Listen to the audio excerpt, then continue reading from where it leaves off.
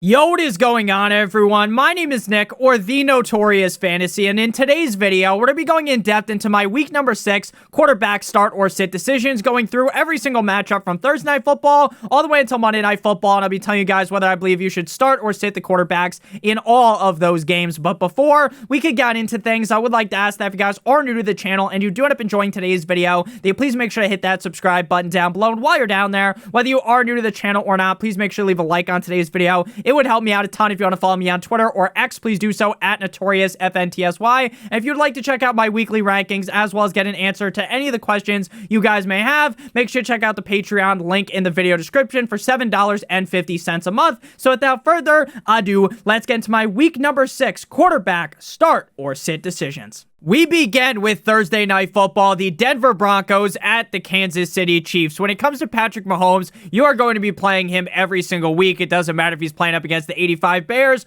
or the Denver Broncos, right? You are obviously going to be playing him. Now, he hasn't really had that huge Patrick Mahomes game yet this season. I honestly do not expect this game to be a blowout. Obviously, the Denver Broncos are a dick cheese organization at this point in the season, both offensively and defensively. But at the end of the day, these are two teams that typically play pretty close. Now, I do believe that the Chiefs have beat the Broncos 15 straight times. The last time that the Broncos did end up beating the Chiefs was with Peyton Manning, so that is a little bit crazy. But ultimately, I feel like Andy Reid isn't going to be showing off a lot in this game. I think this is definitely going to be a game that ends up way closer than it needs to be because the Chiefs are, in a way, just kind of dicking around. Ultimately, though, the upside of Patrick Mahomes is immense in this game. The Denver Broncos have one of the worst, if not the worst defense in the NFL. And even if they're messing around doing that spinning circle thing they did against the Raiders where they spun their whole huddle around, if you remember, they did like this nightmare thing, and then they just threw a touchdown, right? Because that's just how it goes for the Kansas City Chiefs. They could do that in this game 10 times and score 10 touchdowns, right? This is an incredibly easy matchup. But again, I will note that I feel like Patrick Mahomes isn't going to go nuclear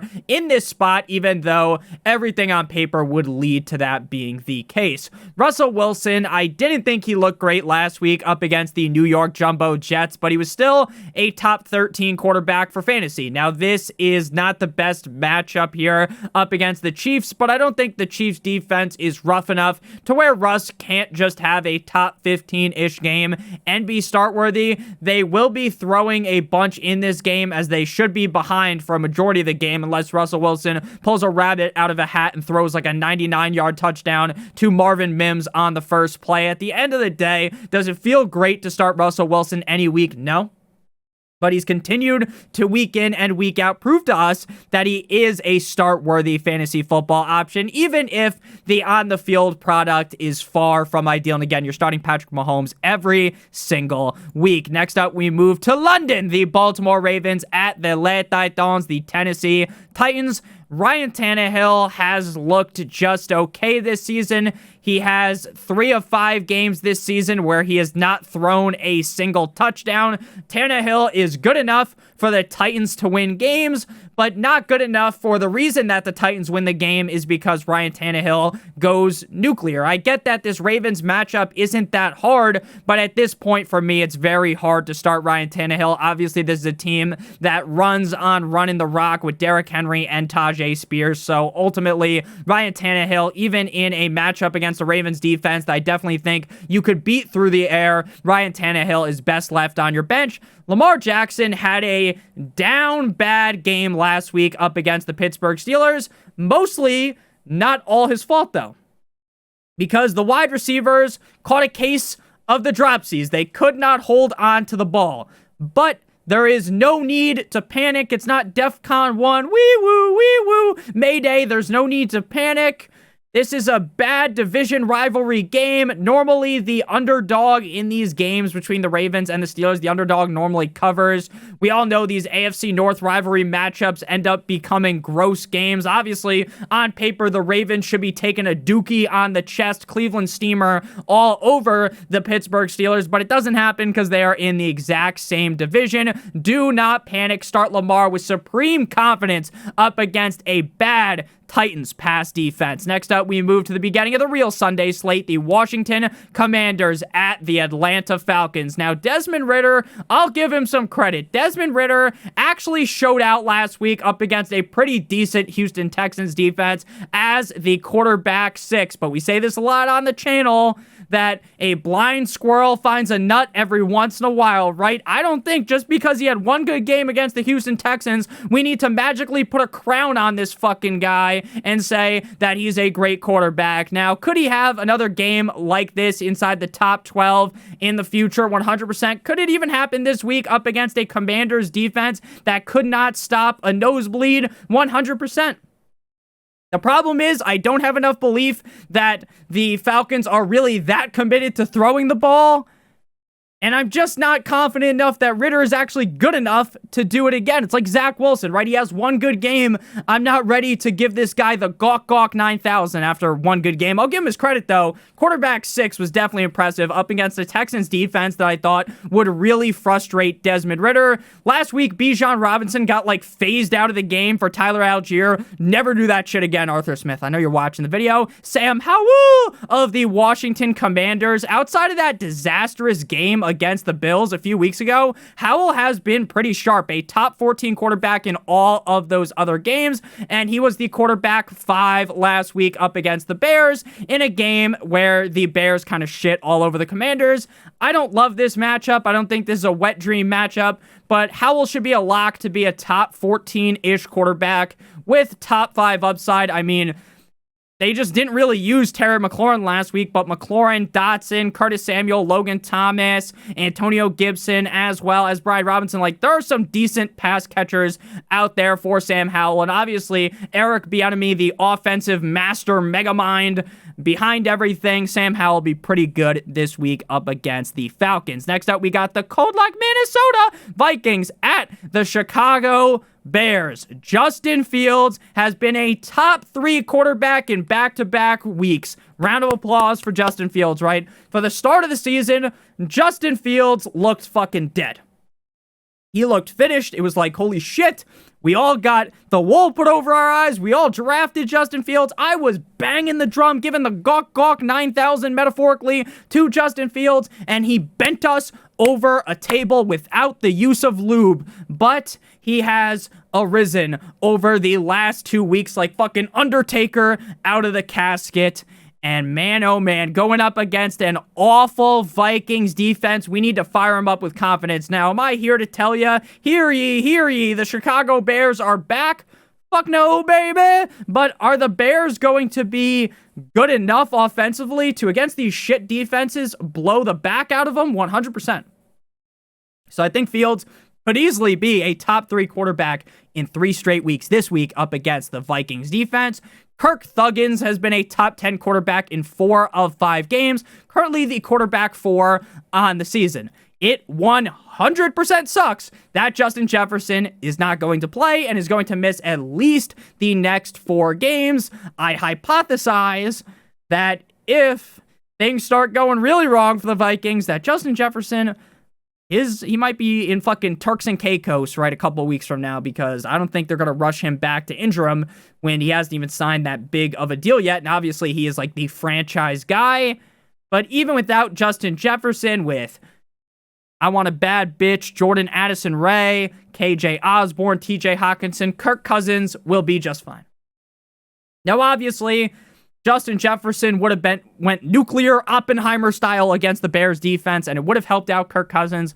But in this good of a matchup with the receiver weapons that Kirk has, he should be just fine this week, and I'm definitely starting him. This could be the highest scoring game on the slate. Next up, we move to game number 5, the Seattle Seahawks at the Cincinnati Bengals. If you guys have ended up enjoying this far, hit that like button, hit that subscribe button down below. Joe Burrow appears to be back as he had a great performance last week up against the Cardinals, though I am hesitant to say that he is fully back, as he only beat down on an awful Cardinals defense, right? It's not like Joe Burrow bounced back and he played well against the Browns, a pretty solid defense. It's not like he beat down on a middling defense like the Jacksonville Jaguars or like the Seattle Seahawks, right? That was up against a nut-low defense in the NFL. Now, I'm not here to take all the credit away from Joe Burrow, Joe Shiesty, but what I will say is I'm not ready to fully bang the fucking drum that the Bengals are 100% back, that Joe Burrow's 100% back,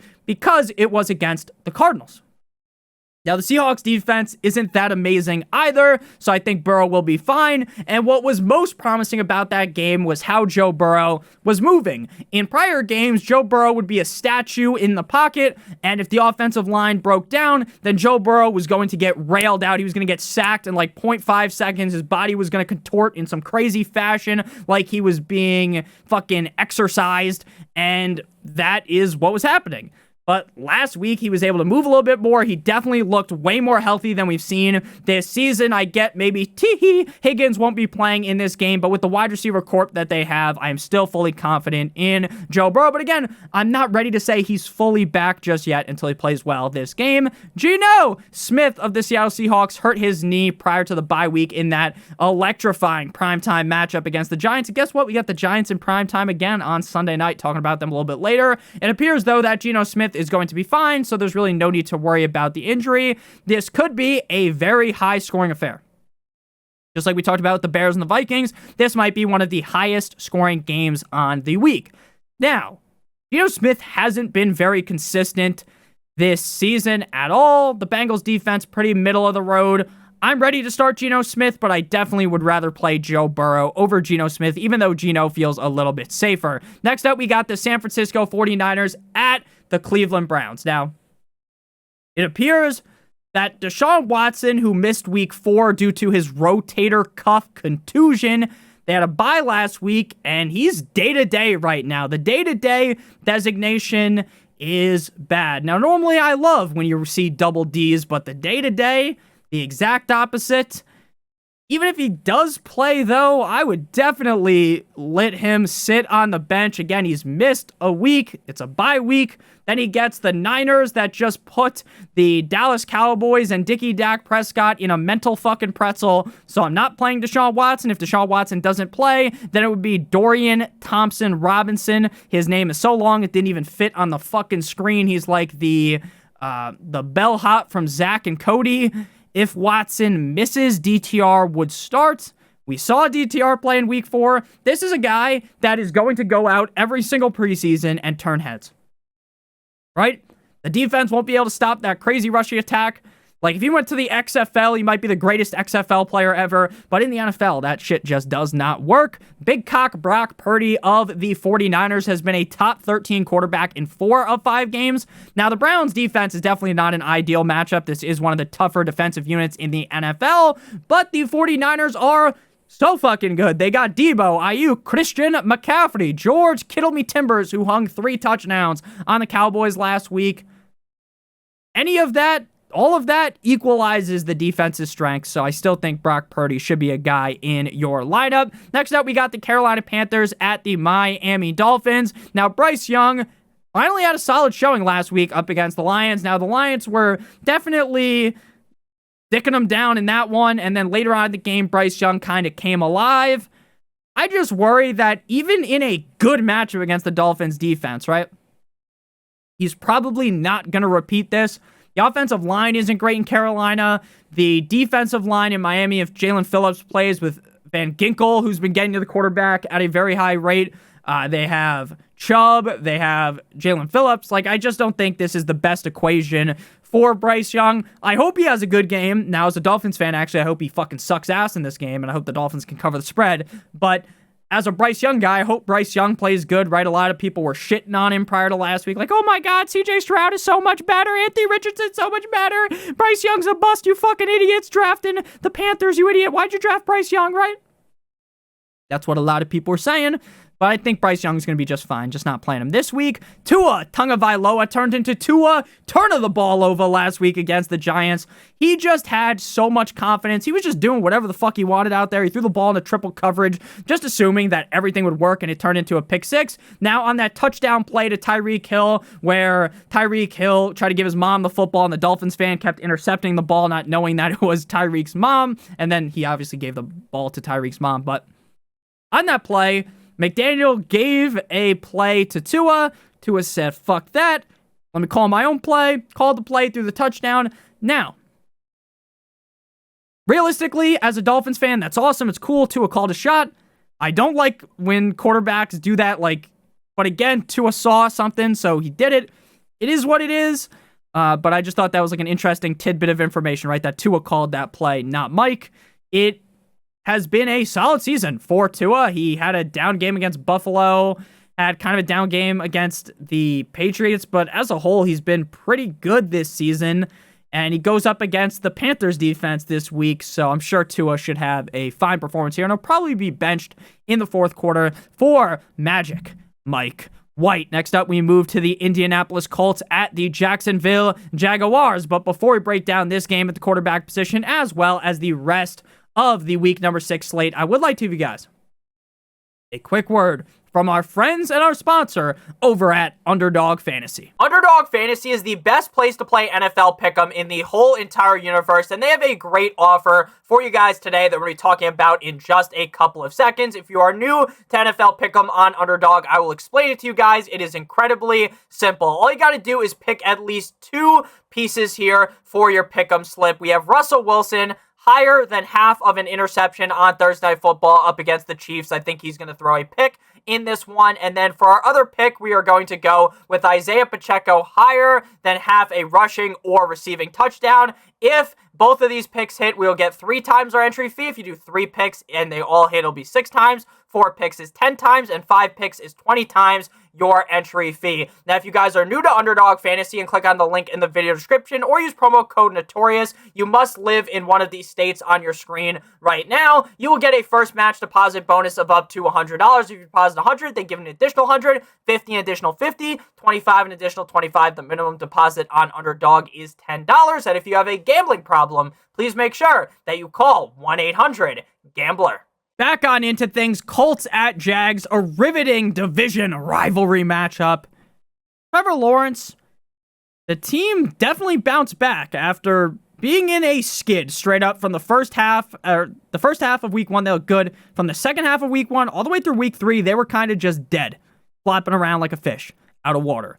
With that said, though, and the fact that they got out of the skid's awesome, but Lawrence has been the quarterback 16 in back-to-back games, both games in London, with only 1 touchdown in both games. It feels like he should be breaking free, soaring, and flying this week. But I'm going to be honest with you, I'm a little bit nervous about Lawrence. I'm still playing him. The Colts matchup's good. Should be all fine and dandy, but Lawrence has definitely been disappointing this season. But again, that doesn't mean that he can't bounce back here and have a great performance. Now, this game could have been really fun if it was AR-15 Anthony Richardson versus Trevor Lawrence, because this could really be a high-scoring tit-for-tat, rock'em sock'em robots affair. But now we get Gardner Minshew, the second Minshew mania. Gardner is good enough of a quarterback to beat the Jaguars by not turning the ball over, by just making all the right decisions and handing the rock off to Zach Moss and Jonathan Taylor and throwing the ball to Pittman, Josh Downs, right? Just not fucking everything up so that they could win. They definitely could win. But in doing so, he's not going to rip off 300 passing yards. He's not going to run a 40-yard touchdown in this game, right? This is going to be a very mid-performance for fantasy for Gardner, but I will give him all the credit in the world if he does win this game. Next up, we got the New Orleans Saints at the Houston Texans. Now, Derek Carr did have his second best performance of the season last week in an absolute certified beatdown of the New England Patriots defense as the quarterback 15. It's very telling when your second best performance on the season isn't even a top 12 quarterback. I don't even think he's been a top 12 quarterback this season. This week, I feel like he falls back down to earth up against a solid Texans defense. So count me out on Derek Carr. I still think Kamara and Chris Olave could have good games. But Derek Carr just has not looked great to me this season. I think that AC joint sprain thing is still fucking with him.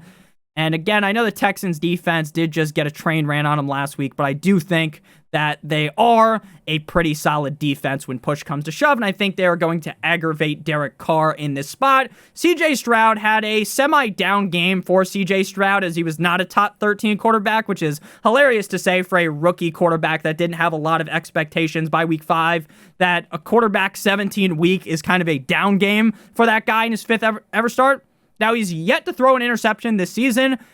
He had, against Atlanta, 250 yards almost. It was like 247, something like that. And 1 touchdown. Temper your expectations in a tougher matchup against the Saints.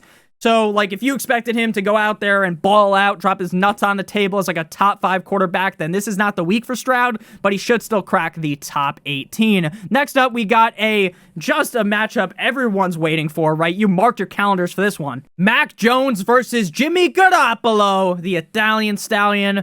Mac Jones is just downright terrible right now. He looks bad. The offense has 0 weapons around him. The play calling's bad. Everything's bad.